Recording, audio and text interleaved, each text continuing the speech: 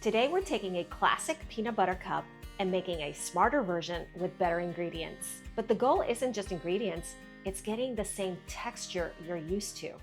I'm using these silicone molds because they make it easy to pop out. I'll put a link to these in the description. But if you don't have them, that's okay. A mini muffin tin with liners works just as well. Melt the chocolate in short intervals, 20 to 30 seconds, stirring each time. When it's about 80 to 90% melted, add 1 to 2 teaspoons of coconut oil. Stir until fully smooth and glossy. Then spoon a thin layer of chocolate into your molds.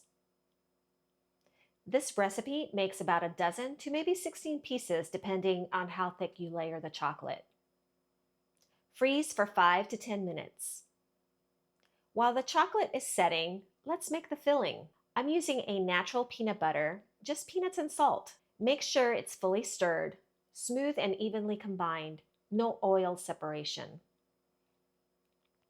Add 1/3 cup peanut butter, then a 1/4 cup organic peanut butter powder.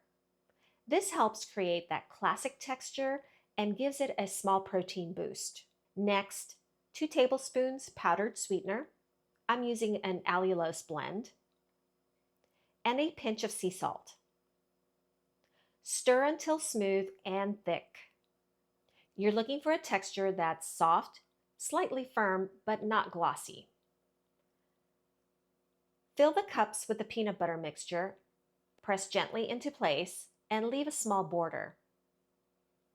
If your chocolate starts to firm up, just pop it back in the microwave for a few seconds and stir. It comes right back.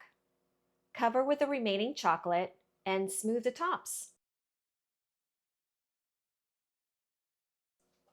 Then into the fridge for 15 to 20 minutes.